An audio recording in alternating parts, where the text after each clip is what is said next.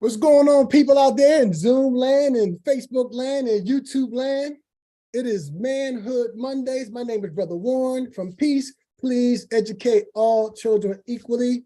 Happy Black History Month to everybody out there in the world. But yeah, as you know, we celebrate all of our cultures 365 days a year. Again, tonight we have a great opportunity to talk to some men. We're going to chop it up. Hopefully you get something out of this today.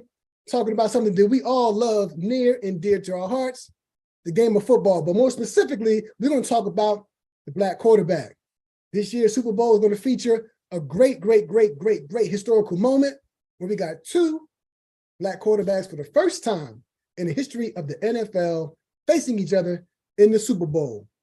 First, I got Brother Dante Jones representing up here. Brother Dante, how you doing, Brother Dante? I'm doing well, can't complain. All is well, team. How you feeling tonight? Oh, I'm great, man. And listen, man, tell the people where you from, and tell them a little bit about you, where you from, coaching, all that good stuff, so you know who they talking to. Well, I'm Dante Jones. I'm originally from Baltimore, Maryland, or Dunbar. Anybody know about sports, you know about Dunbar High School. Dunbar Poor for life. Went to Delaware State, played football 4 years, had a great career. Went back to Baltimore, coach at a school called Emerson Westside for like 14 years. I coached at Dover High for a few years. I was on the college level for a few years at Western College, and now I'm at a school called Early College High School at Delaware State. So, just using this game of football to change lives. Absolutely, brother. Appreciate you, King. Appreciate you jumping in here tonight. Now we got my man right here, Brother Richard Spencer. Listen, look, this guy, I just told the story. I like to tell that story right now live. I like to talk about that story right now live. But this brother got a chance to really know each other in the 2015 season at Dobbins High School. We coached over there that year together at Dobbins. But besides that, Brother Rich, man, tell the people who you are, where you from, and what you got going on and coaching and whatnot. Appreciate it, team. Thank you, sir. Rich Spencer from Youngstown, Ohio, but raised in Philly. So kind of got, we moved to Philly when I was 2 years old. So I say I'm born in Ohio, but I'm a Philly native, because that's where I spent the majority of my life. Went to College University of Pittsburgh, attempt to walk on, wasn't so successful. I'm a little undersized for that level, but I play ball, all the way through, and then discovered my love for coaching. I started out coaching Little League, and then moved up to high school. Smash it. We coached together at Dobbins. But I've been in Emotep, Dobbins, Del Val Charter, Cheltenham, and now, I'm a free agent right now. So I stepped down from my previous position. So, right now I'm just coaching quarterbacks and training quarterbacks. Love the game, what I mean? And like Dante said, just using the game, to not only be a blessing to me, but blessing a lot of the young men that I encounter through football. Okay, so we're going to get in there and chop it up a little bit, but since this is a P.E.A.C.E, which stands for Please Educate All Children Equally, I always have an educational component in the beginning to enlighten the people out there and let them know what's going on. So I'm going to share a few slides right now. This is not class per se, but it's always, education going on. So it's deep. Always, education is key. Absolutely. So let's teach the people out there, both young and old, what's going on. So here is our topic for today. Again, we're going to celebrate the quarterbacks, the Black quarterbacks, of the past, the present, and the future. And again, as I said, this is a historical moment because we got two people right now for the first time in the Super Bowl, Brother Jalen Hurts and also Patrick Mahomes. Now let's talk about before the Super Bowl era. Many people don't talk about that, but we got Fritz Pollard.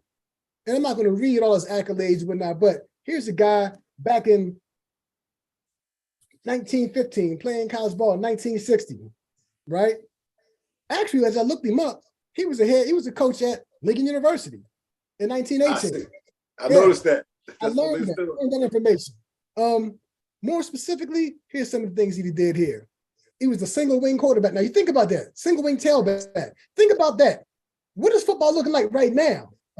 It's almost looking like single wing football almost with their RPOs and so on and so on, all those things. Everything comes back again, right? And so that's what's going on kind of right now. So he was a single wing tailback and a key figure in the early days of the NFL. And then also, the thing about us back then, they wouldn't allow us to really play football like that. So he experienced a lot of racism and things of that nature. So look at how far we still got a lot far way to go, but we came so far. Imagine going to play football right now, playing pro football, and people throwing bricks and all kinds of things at you. Now, from time to time, some things were said, but I haven't seen that level. I couldn't even imagine. So that brother had to be strong to endure that back then. For sure. Now we had George Talaferio, who was also one of the first people, or the first person, to be drafted into the NFL. He also, played with Chicago Bears. He played 7 positions.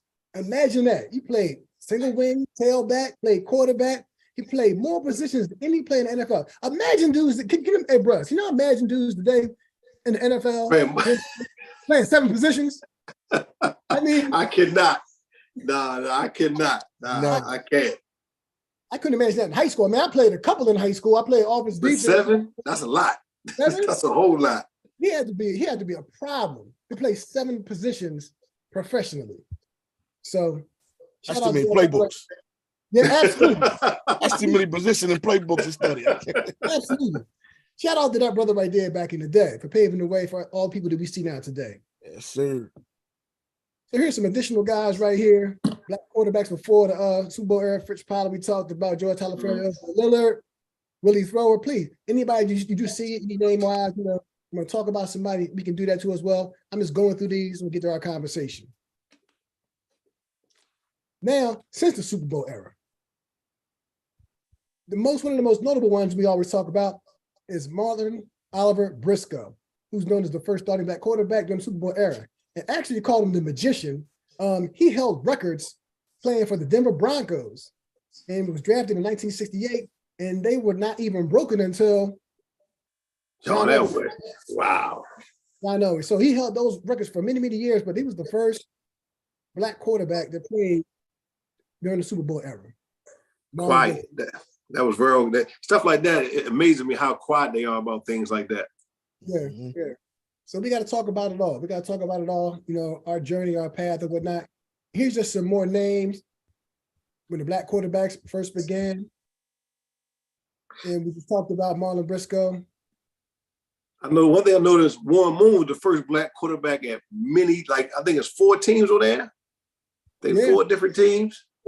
Yeah. That's my dad's favorite quarterback right there, him and Doug. So yeah. Shout out to James Harris. I actually met James Harris some years ago because he's from Central Pennsylvania area. Played in the Big 33 game. Yeah, Big 33 game. He's been chairperson of that. Anybody out there knows James Harris? If he's still around, tell him, Coach Warren out of Bartram High School said, "What's up?" He was a real good dude.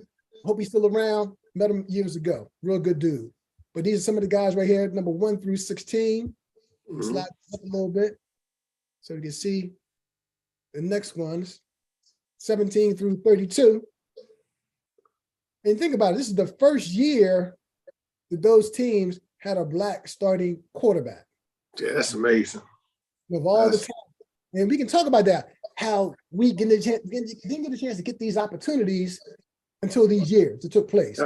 These places. And all the talent that came through the league at that time. Like I say, you look back at coming out of college years ago, I remember my high school coach, P.E.A.C.E, was a starting quarterback at Morgan. Okay. And when he entered the draft and he was going to the professional league, they changed him to receiver. That's what they did. A lot of our black quarterbacks, no, you can't. They made it. It's too complex. It's too this. It's too that. A lot of different things. Because one thing about it, they try to keep us out of certain things. Because once we get our hands on something, we own it. And the quarterback position is a position that they are losing. And they don't like it. They are losing that stronghold because that was one of the y'all blacks can't really handle that pressure. Blacks, that's why they came up with all these different, if you ever, people don't know, you got to take certain tests when you are about to go to the league to try to say that, to say that cognitively we are not able to handle certain things. Stop it. Anything we put our hands on, we're going to own and we're going to do it well. Just give us opportunity. That's it. Absolutely. As what's happening right now around the league and in college and so on and so forth. So it's a blessing that the evolution has taken place, but we got to talk about where we came from to get where we are right now. So these are the ones right here, 17 to 32. Anybody on here that stands out that is like, you kind of follow? I'll say one. Obviously Mike Vick. I mean, Mike Vick, he was, even before Mike Vick, I mean, he had Randall and stuff like that, but Mike Vick, he was a baller. He was a baller. Man.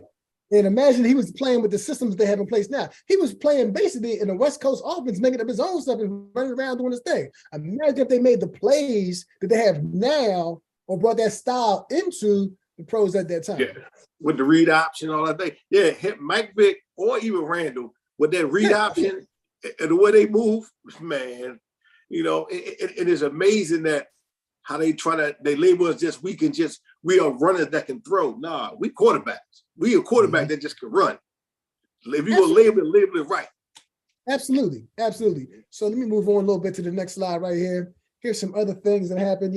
African-American quarterbacks named league MVP, rest in peace for the Bros. Rest in peace, good Bros. There, oh my God, that was a hurt piece when that happened to my brother right there. Special. Yeah, he was a baller. Absolutely. Special. Yeah. Newton, Patrick Mahomes, Lamar, I hope they get it together down there in Baltimore for him. I mean, I hope he does the right thing. I don't know how that's going to play out. I'm not going to put I don't know how it's going to play out for him, but they got to pay that man. Pay him. That's the whole point. They listen. Baltimore don't want a black quarterback that can throw. They want him to just run, and they trying to pay him as a runner. Now he's a complete quarterback. Right. Pay that man his money he deserves and let him go. Or let him go. Let him go somewhere else who's going to pay him. Exactly. But see, nobody they scared let him go because he's gonna flourish if you go somewhere where somebody gonna really utilize his talent. I mean, the Ravens with that one route, they running one and two routes out there against the NFL. Like that's not gonna work. You know what I mean? It's crazy.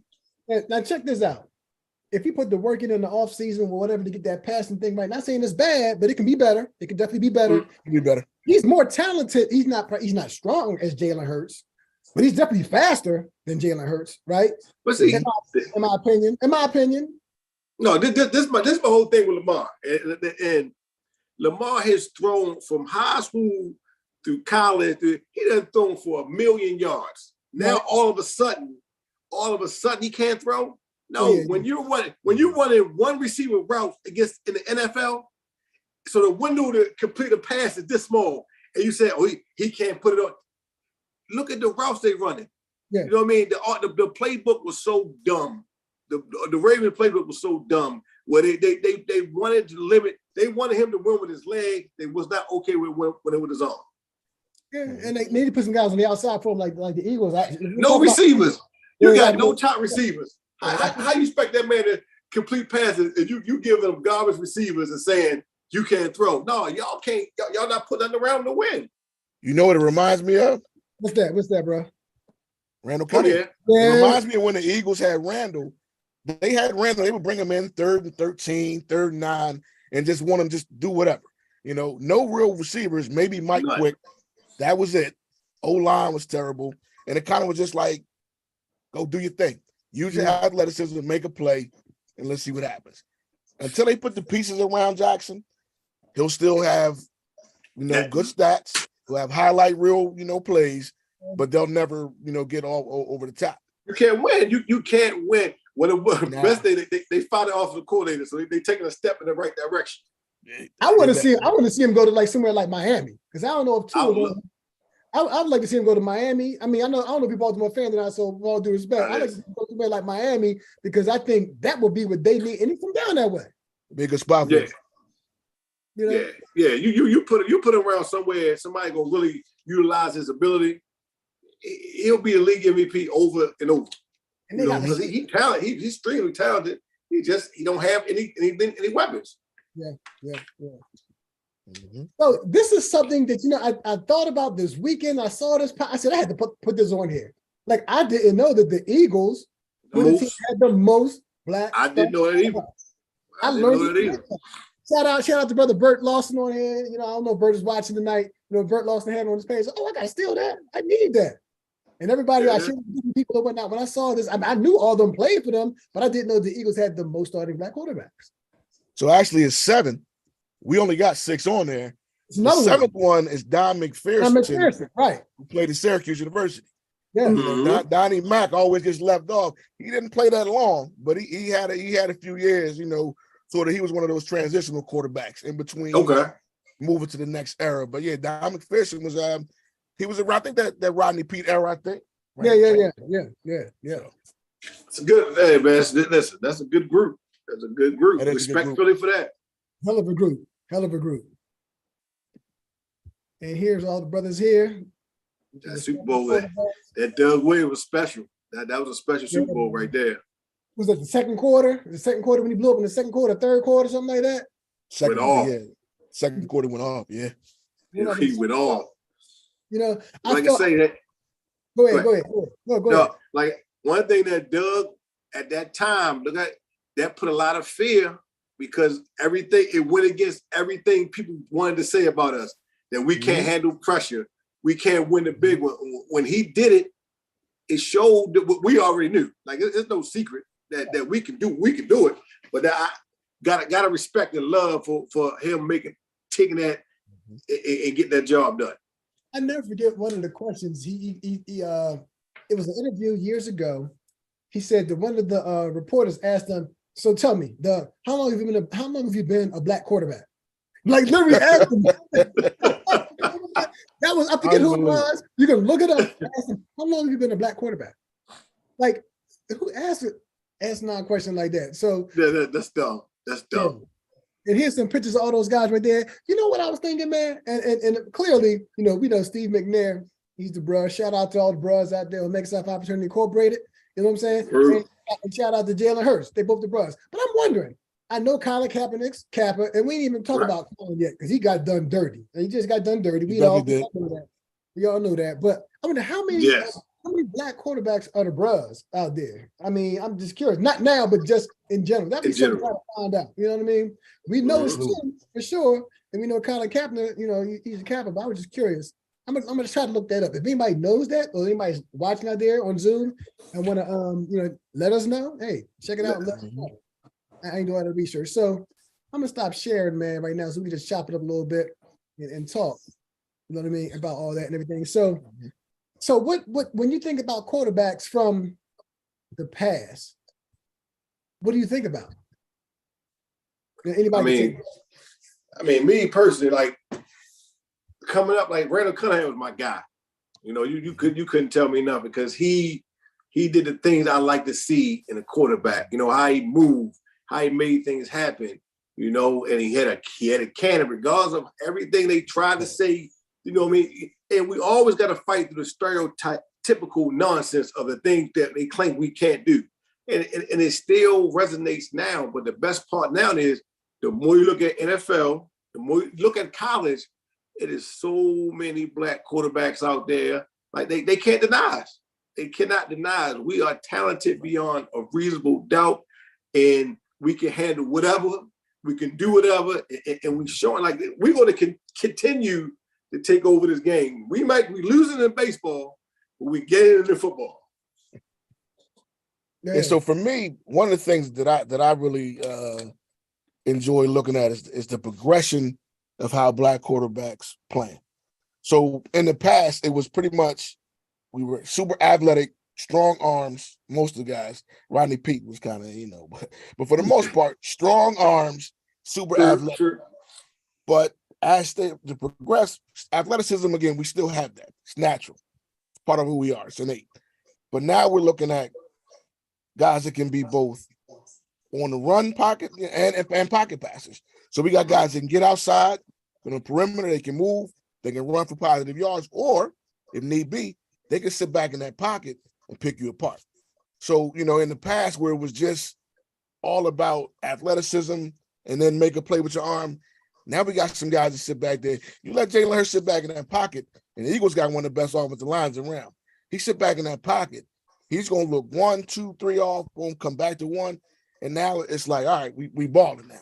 Guys are really balling. And one of the things I want to add to that is I really believe it's because they're getting better coaching at a young age, which we can talk about a little bit later, because I think that's one of the biggest things that we got to move towards is making sure our guys are getting developed at a young age. Oh, yeah. It's definitely that. I mean, well, you know, training guys and whatnot, and I know from coaching, we all coach, right? We all coach and have coached and so on and so forth.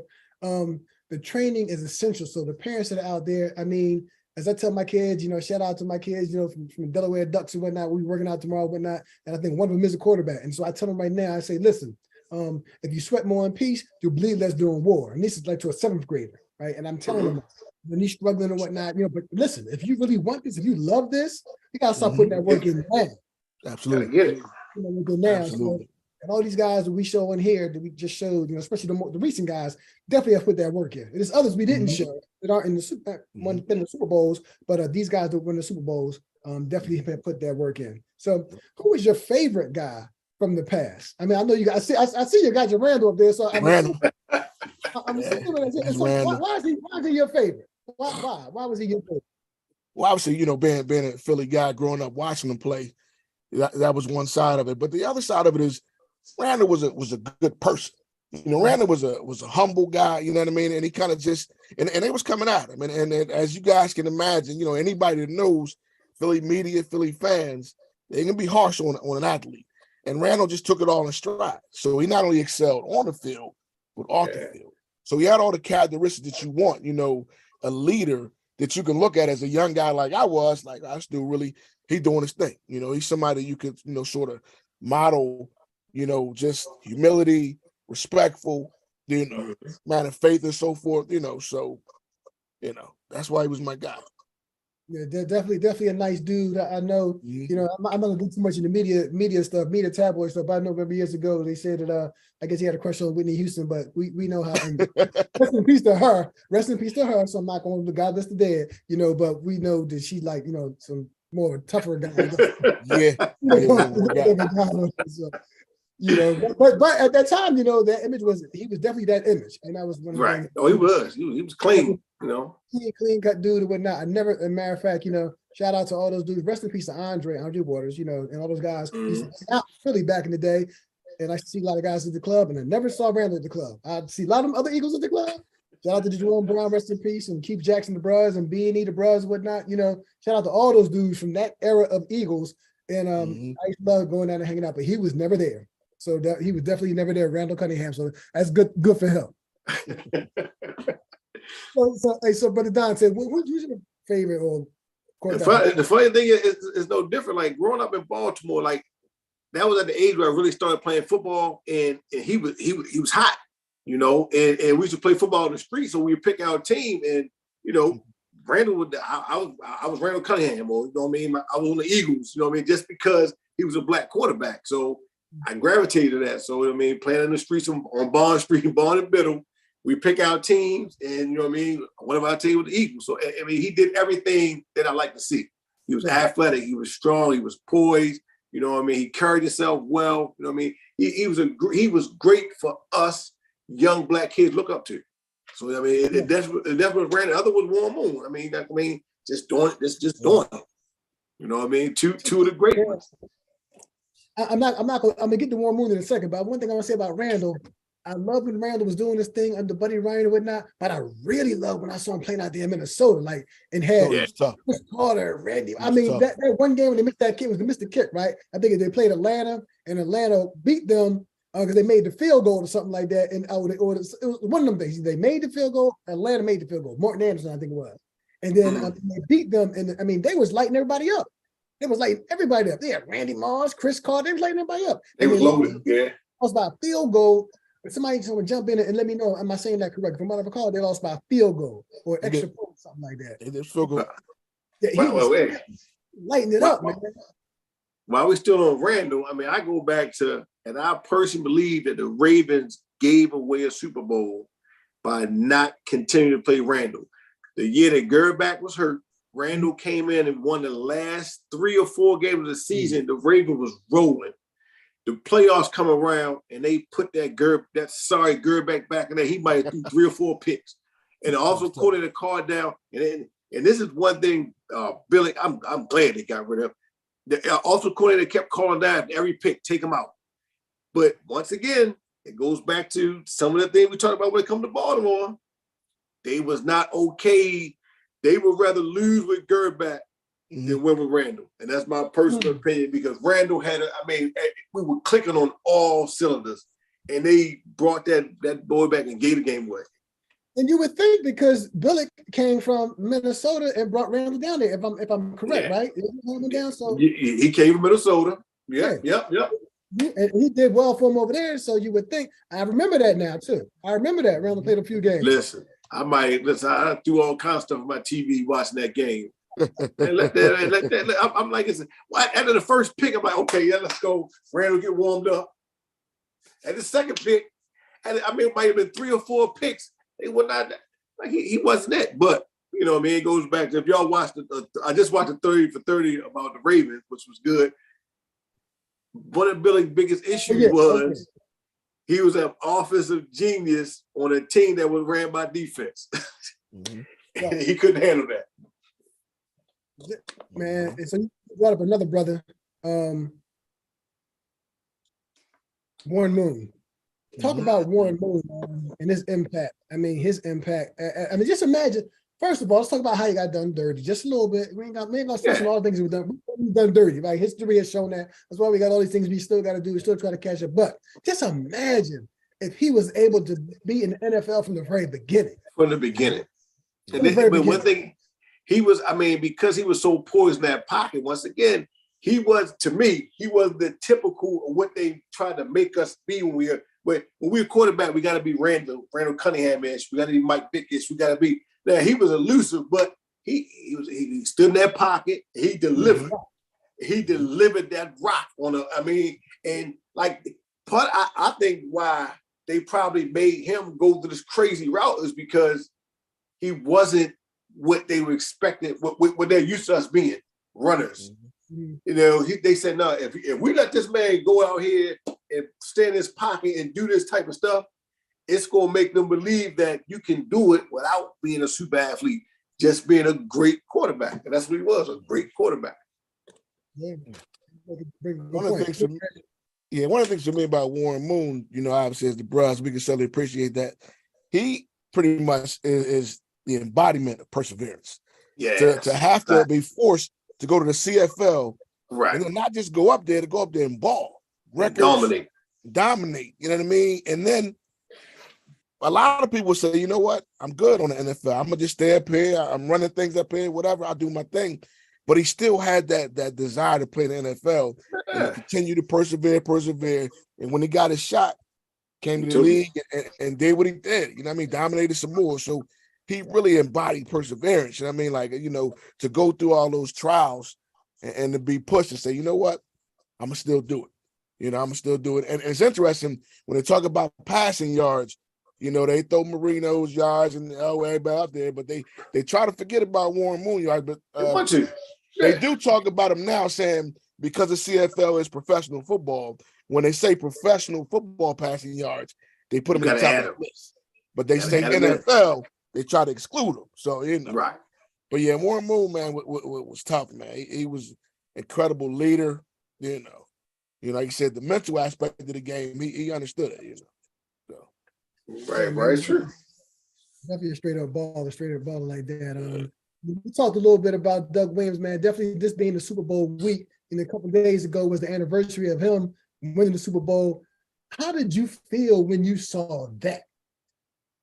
When you saw that happen? Empowered. I felt empowered. Like, you know what I mean? Like we did it at the biggest stage. You know what I mean? It's like we broke down a barrier that was set up. You know what I mean? He broke through that barrier. He trailblazed. Once he break through it, now it makes it easier for the next person to go through it. You know what I mean? Because he got that opportunity. Rightfully so, a lot of folks was doubting, he ain't gonna be able to do it. And when he did it, it was just like that was everything. That was everything. Yeah. One of the things about Doug Williams that when you look at after the fact, they had this little, this keen way, I guess to say, of changing the narrative. We saw what Doug did. Doug dominated that second quarter, balled out. But then it became the Hogs, or it became the defense. It became, he just managed the game. He won that Super Bowl. He won that game. When they look back, they try to compare him to Jeff Hostetler for the Giants. Nah, man. Doug Williams was a ball player. Was a QB who won that game. Without him, they would have lost. They And, lost. Doug, Fact. Absolutely. Fact. And the sad part about it, I think it might work for the organization now. I think it might work for them now, if I'm not mistaken. Somebody can check that out and look that up. I know he's worked for different organizations, but not. But he never got that contract. He never got paid as the quarterback that he probably should have. After that, I think he tried to get more money, and they was like, nah. I think he was done after that year. Yeah, they because you win a Super Bowl. Every other quarterback that's non-us that win a Super Bowl get their money. Mm-hmm. He won a Super Bowl, and they're like, well, yeah, but that's what they try to do. Of course, that's how it works. Yeah. Hey, Doug was very successful at Grambling as a coach as well. You know what I mean? He did very well, so yeah. I've been to like non-Bayou Classics, so I got a chance to see Eddie. I got a chance to see him coach and whatnot. So definitely, shout out to all the HBCUs first and foremost, whatnot. But definitely, playing for one. I ain't gonna talk about that as much, but playing. I love my HBCU. Don't get me wrong. I love it. I ain't gonna talk about playing video, but that's not what the show is about. But go down to the SWAC, see some of that SWAC football, whatnot. And even MEAC, oh my God, SWAC and MEAC, man, that's where it is in terms of HBCU football. And Doug was doing his thing as a coach down there. And as we talk about SWAC football, let's talk a little bit about Steve, man. Brother Ed McNair, may rest in peace. But as a player, what he did, coming from HBCU, and I think he came in second or third for the Heisman that 1 year. And I think he sat for a little bit behind Warren Moon, if I'm not mistaken. Didn't he sit behind Warren Moon in Houston?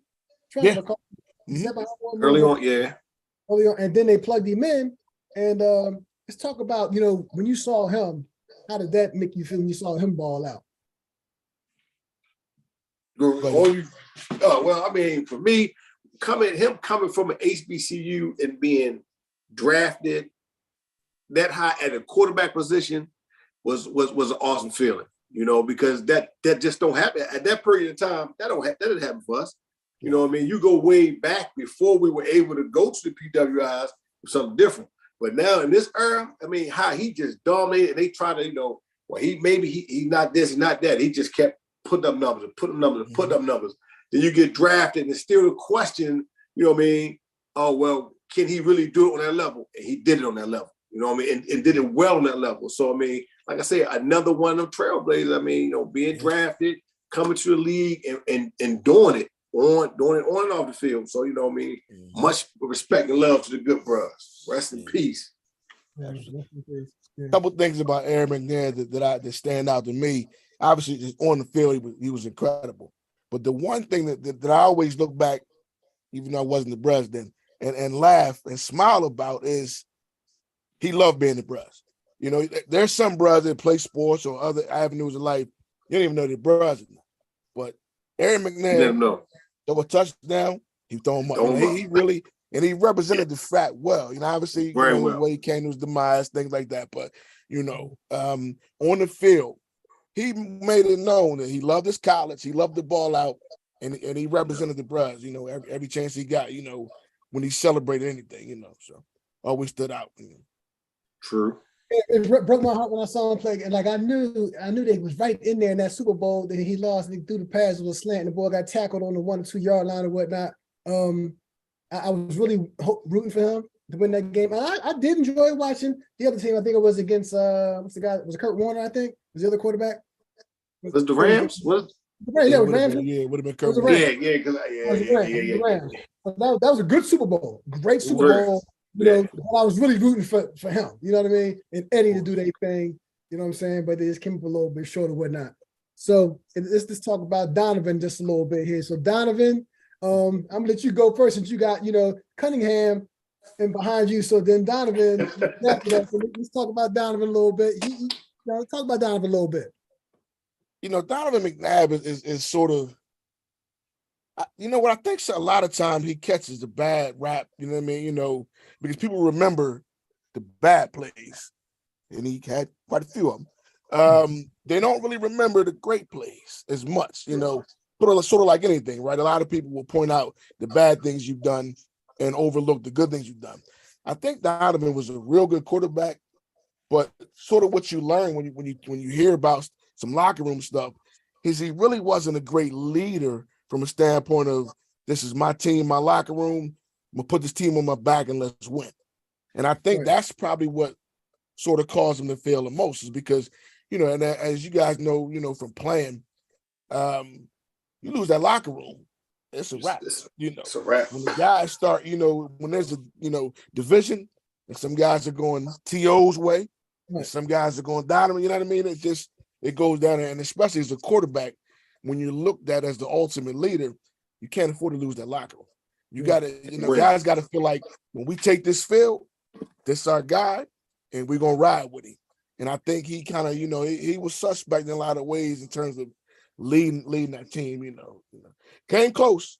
They came close, but he couldn't quite get him over the hump. Like I say, you hit on a key point: leadership. Like I say, especially as the quarterback, you gotta control your locker room. You know what I mean? When you got division, you can't win.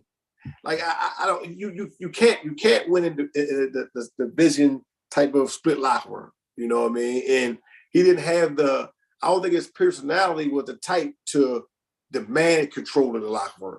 You know what I mean? And as a quarterback, even you got to lead by example, or you got to demand something from him. He didn't have that. He didn't have he couldn't overcome the strength of T.O.'s personality. You know what I mean? And really, I think if he would have stepped to T.O. and had it inside of him, that confidence, like, look, T.O., this is my team. This is what we're going to do. I got you. But they never did that. So that's why if that division, and you see it on the field, like you can win some games, but you can't win the game when you have an issue. But I mean, he definitely was a good quarterback. I mean, I watched him at Syracuse, did well in the Eagles, but just never got over that hump, And it's, like I say, sometimes the personality traits come out later on that really hurt him, Yeah. I mean, maybe he should have played something. I guess I don't know. I ain't gonna say he should have played. Maybe he got some more perseverance or something from somebody. I don't know. But so since bringing that up, next guy I'm gonna talk about who did pledge another fraternity, but definitely a trailblazer, and before I even talk about him, if you have not seen, I get no money from this, from any organizations or whatnot, but the documentary on Showtime right now about Chris Jackson, also Move. If you haven't seen that, see that, watch that. Right? I gotta watch it. Never seen that, see that, because that's real. So person I'm talking about now, Colin Kaepernick. We can talk. Listen, I'm gonna tell you. Kaepernick and as a straight up just ball player. Let's talk about ball playing for a second. He was a ball player. I mean, I watched him run for like 200-something yards and throw for another 200-something yards. I think it was against Green Bay, right? Mm-hmm. I mean, he was just a straight baller, right? And then to take that team out of nowhere, to the Super Bowl, right? And then I'm gonna let y'all talk. About what do you think about Colin Kaepernick. I'm kind of passionate about Colin Kaepernick because, like I say, I haven't watched a game in the NFL since. So, but I still brushed on different things. But the fact of he was a baller on the field, but he had the poise and the understanding that know it was bigger than just the field. You know what I mean? And one of my issues with us as a people is we will never take out real power. You know what I mean? Realistically, we control the NFL, but we're scared because we're so worried about self. You know what I mean? We can change anything we want to change in the NFL. We could do it. Show up one Sunday and every black player don't play. They would do anything we said. All this struggle of the black coaches, all this other issue of the black players, certain ones getting paid for certain things, all that would change. But one thing they know is we will never, we're so worried about self that we can't come together. So like I said, I respect Colin Kaepernick on a whole nother level on and off the field. I really believe that he should have had another opportunity to play. But at the end of the day, it's a show me. I'm going to show you that you can't show us up. You know what I mean? And that's what they did. They said, oh, we're going to show you. We're going to show you. And I respect everything that man did. But like I said, he was a ball. I mean, you go back to that Super Bowl, the lights don't go out. They might win. Like they was rolling. That changed all the momentum. Right. That changed all the momentum. They might have shut them out. Just shut these lights out to get them thrown off the camera. I remember that. They was rolling. You're right. They was definitely It was rolling. Yeah, shout out to Cap for bringing social awareness to a lot of people too, right? Good. I mean, depending on what side you're on, it's good, better, and different or whatnot. Definitely, I rock with him. I rock what he was saying. We still see it, unfortunately, in real time going on all the time. And he wasn't saying I'm against this. I'm just against what's wrong out here. That's it. So that's it. People try to turn it into something else, but always. But as a ball player, I mean, if you've ever seen that documentary, also not a documentary, it's a movie about him, I think on Netflix, right? Mm-hmm. On Netflix. Very, very telling of how he came up and what got him to his social awareness. It taught us a lot. His consciousness. It gave you understanding. It gave you a real understanding of his thought process. Yeah. You know what I mean? So for sure. Russell Wilson. We can talk about him in the past. We can talk about him now. I mean, the floor is yours, Russell Wilson. You look like a different dude. I mean, I don't know what's going on. I don't know if that altitude in Denver. I don't know what it is. But I think he'll get it together though. I think he'll figure it out. But he's looked like an average quarterback, and it's hard to say that about Russell Wilson because he was the next guy. He was supposed to be one of those next guys. You know what I mean? A lot of they were talking about Wilson and Mahomes. They were rising together, and then Russell Wilson had a bad year this year. He's had some injuries as well, but hopefully they get it together and he figures it out because he's a good quarterback. He's a very talented quarterback, and one thing we that I wanted to make sure we talked about is my fear is that they'll do to Russell what they do to most black quarterbacks, and we got the short time span. White quarterbacks can be around. What's Fitzpatrick? They're best friend league fella. They're everywhere. These dudes, they bounce around. There's the white quarterbacks that are backups that you're like, he's still playing? I didn't know he was still on the roster.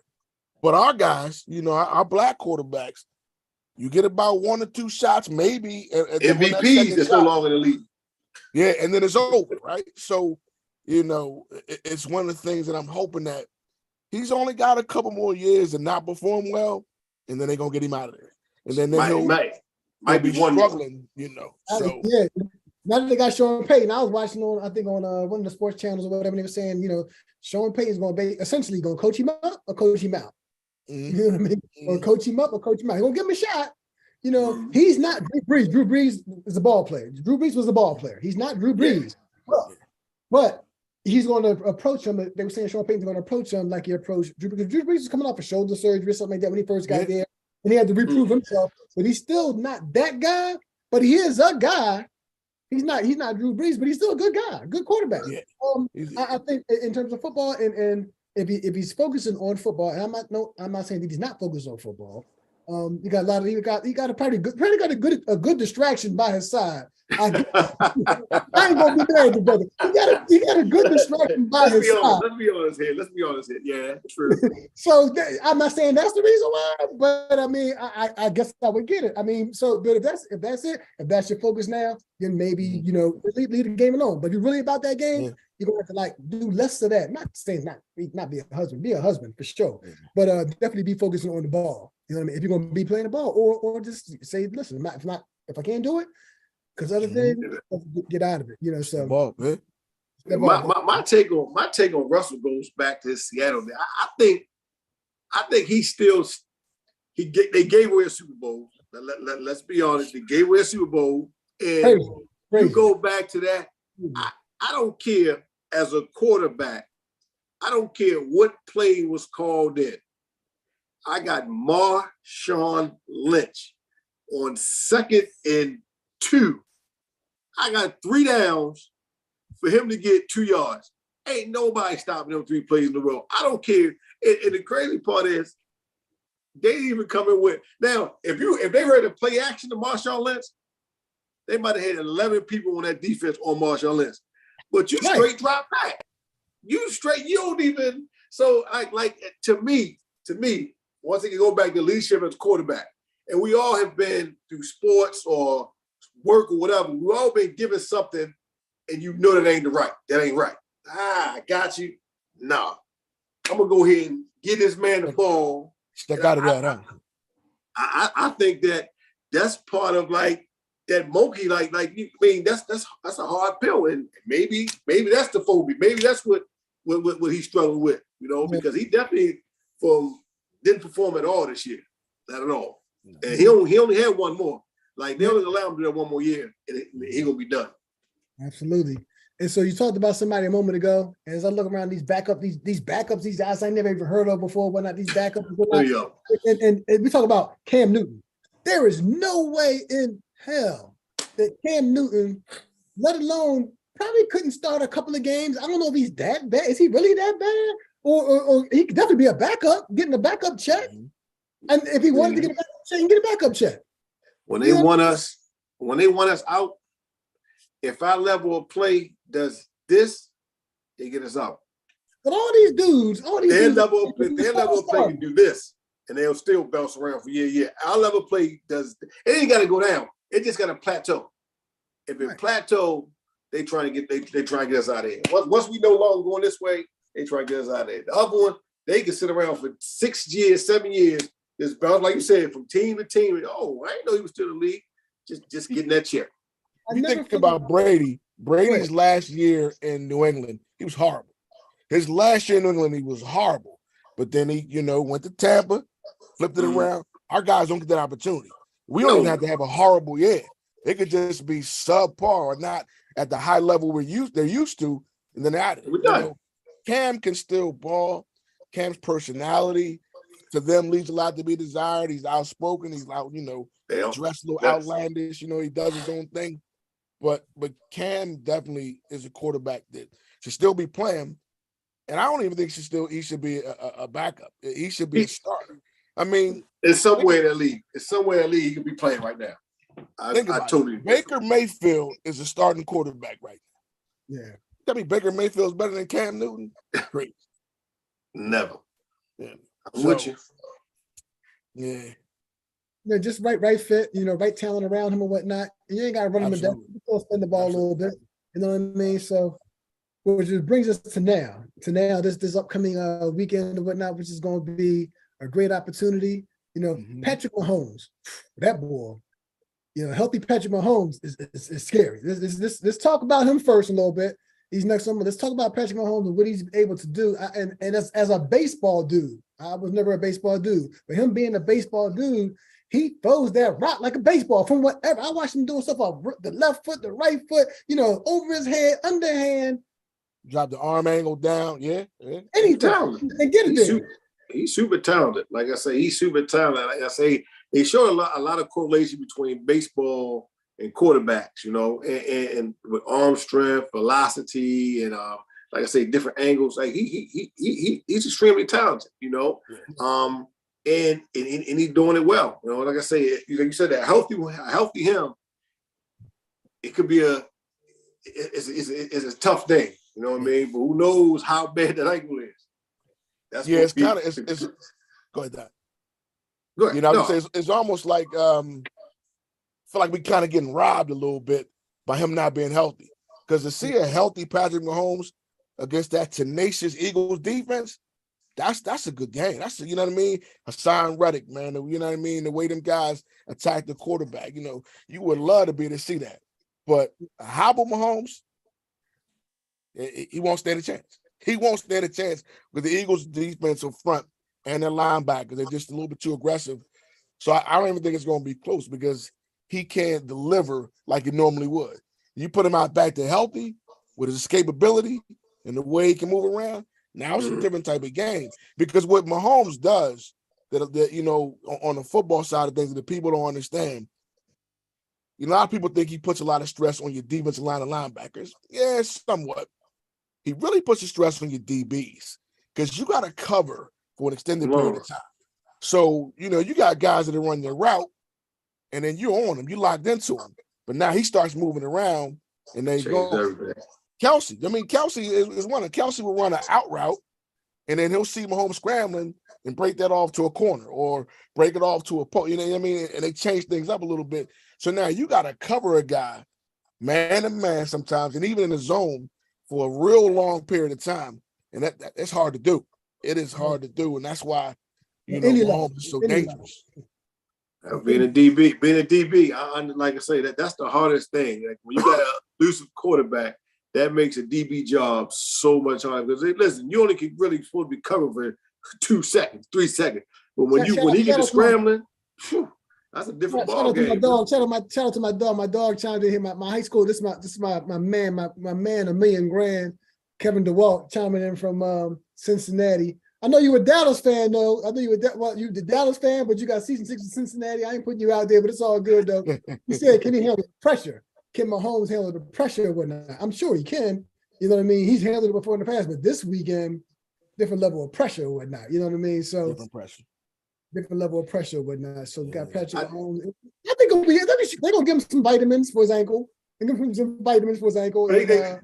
2 weeks. One of the good things is with that week off, it gives him more time, to heal.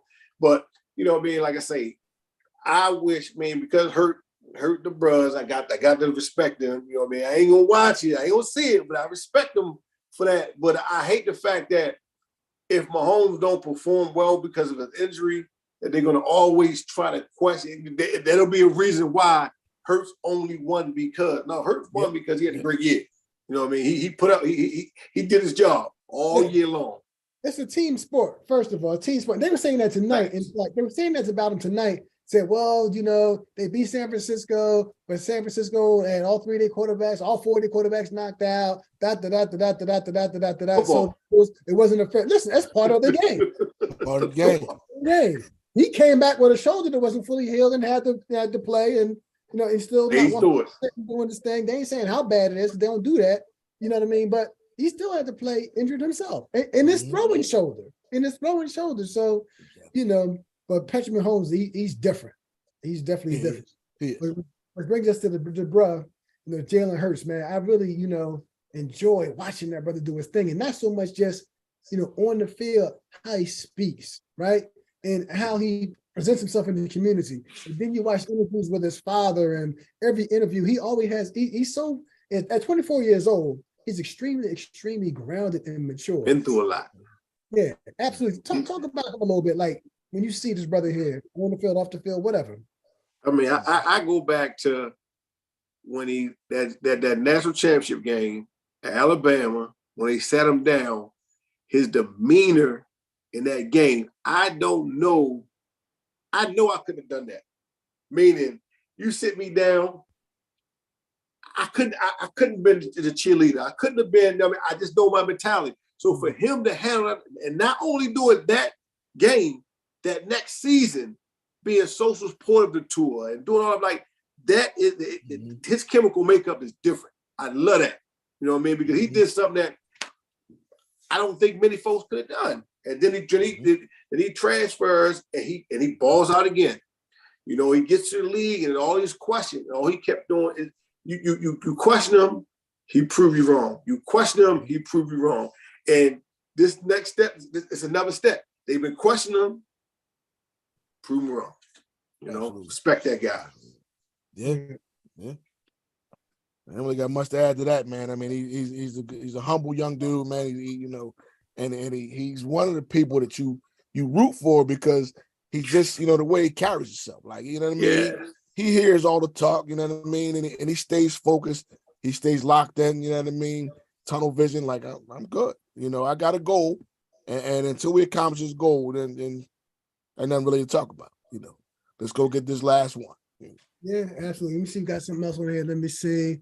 Will the Eagles, will they pay? You know what? I hope they do. They need to. He's in his 3rd year of a rookie deal. Is it his 2nd year, 3rd year rookie deal, right? It's got to be his 3rd year.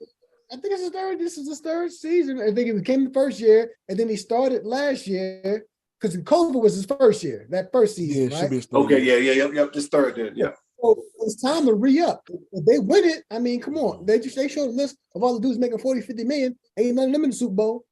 You know what I mean? And they got their bread. I think you have to throw a few touchdown passes and whatnot, and not just be the runner in order to really give him that money. He's done the work. He's done the work. He's done it. His body of work shows it. Like, I mean, how he went through this season successful on the field, thought me doing everything.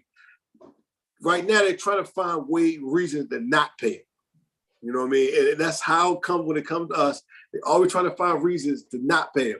You know what I mean? And then that's what they're going to do right now. So they're going to watch this game, watch him play, and they're going to look at it and try to dissect what he didn't do this, he did that. No, his body work.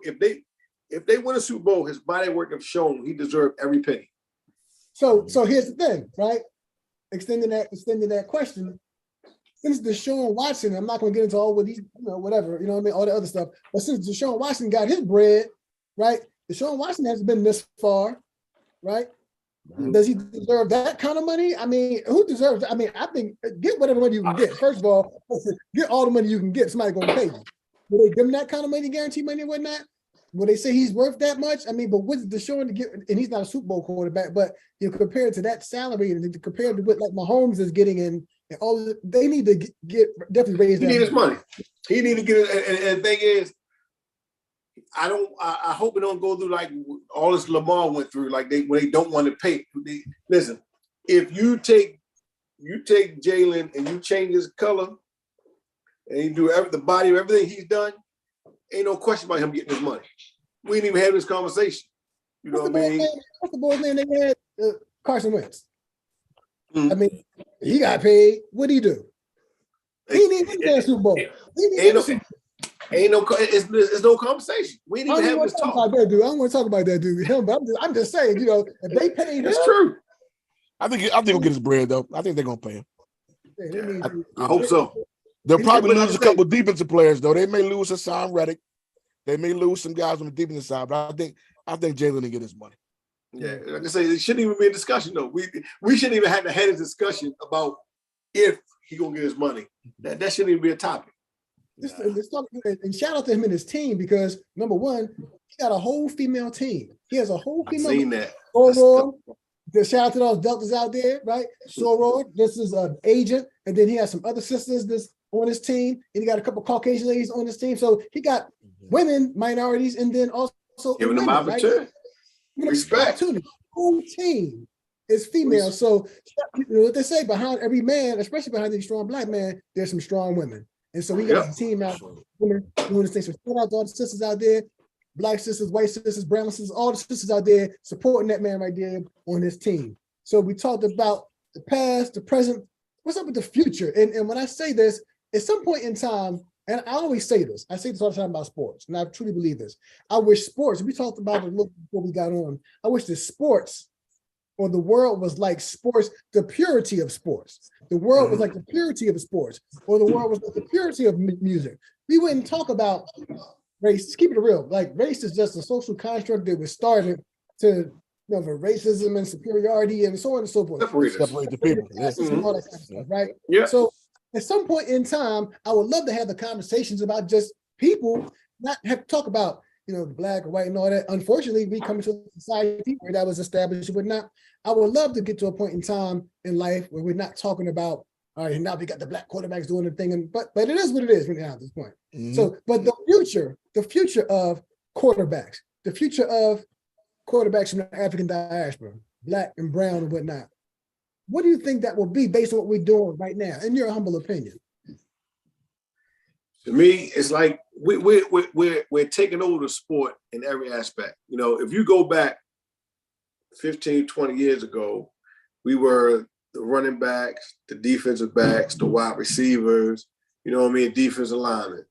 Then as you come, if you look at it, and when you watch the game in college and NFL, look at how many black offensive linemen out there.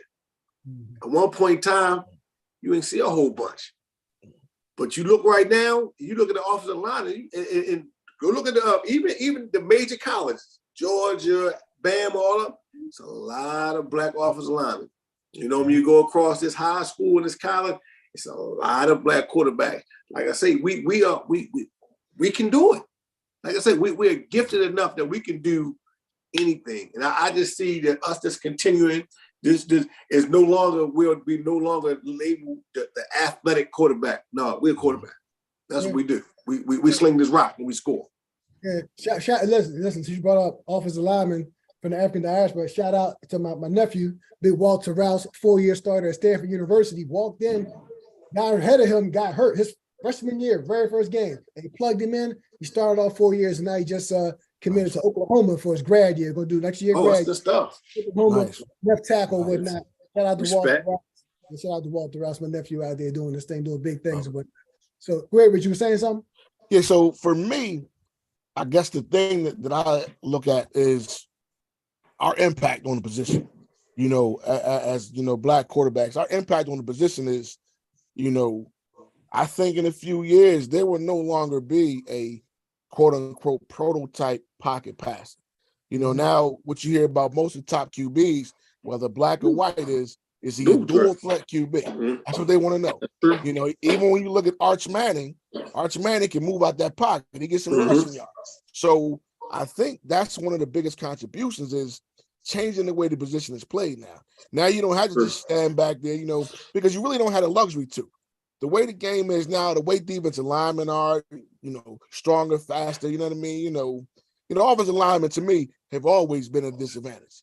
You know, that's the way I look at it, you know. But now you're looking at these stronger, faster, you know, more athletic defensive linemen. So you can't have a quarterback just sitting back there all day. So you'll need to have some sort of escapability or mobility. So the contribution of the position really is changing.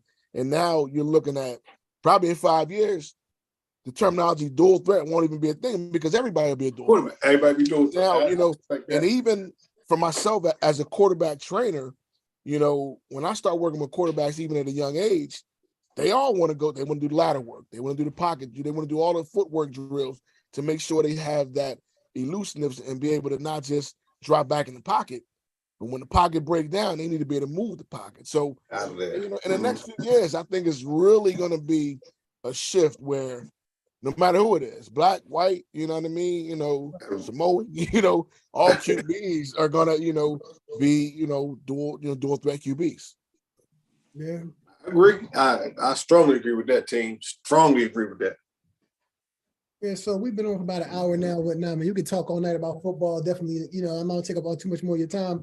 Is there anything else you want to close out with about this here topic about and then we're gonna get to what you got going on personally. Talk about that too as well, so people know what you got going on. Anything else you want to talk about in terms of the quarterbacks? I may have not touched on anything. I just want to say shout out to a couple guys that played in the league that are quarterback trained. Jeff Blake, you know, when you look at the landscape of quarterback training, Jeff Blake, I forgot the brother, Troy Young, I think, played in Nebraska, I believe. He was at IMG. Medee Williams was another QB. I think he was a Syracuse guy. A lot of the quarterback trainers that are notable around the country are blacks. You know what I mean? Former league guys or former college guys, and really just, you know, because that's what it's really going to take. Like I mentioned earlier, it's going to take guys that play the position at a high level or understand the position at a high level to sow into the young student athletes, the young football players. So now they can get out there. Because if we can be honest, and then we can talk about this real quick. When you look at the public league, you know, historically, the black quarterbacks in the Philadelphia Public League has just been an athlete. You know what I mean? Some of them can sling it a little bit. For the most part, you know what I mean? Yeah. That's most inner cities. It's just athlete back there, they run the ball, and, you know. So in order to get away from that, we got to start teaching them better. We got to start training them better and getting them at the young age. You know what I mean? So now they understand pocket presence, breaking down defenses, understanding is the middle of the field open or close, you know, stuff like that. Because, you know, unfortunately what happens is a lot of black quarterbacks get to high school and you ask them a question like, tell me what to do if the middle of the field is open or closed. And they're like, I don't know, you know. So, or you ask them, what's a cover 3 beater? And they're like, yeah, you know. So, you know, we really got to start, you know, again, educating our young athletes at an earlier age. So that was it for me. Yeah, no doubt. Hey, listen, shout out to all the 7-on-7 work going on. I mean, you know, people look at 7 differently, a lot of different ways and whatnot. We can talk about the good, bad, and ugly of 7-on-7. It's not that. That's another show. We do that show maybe around springtime or something like that. The good, fake football. Write that down. Spring football. The good, the bad, and the ugly of 7-on-7. But it's definitely important, especially when you got people with high morals and standards and so on and so forth, and not using it for other purposes and so on and so forth. I'll just put that out there.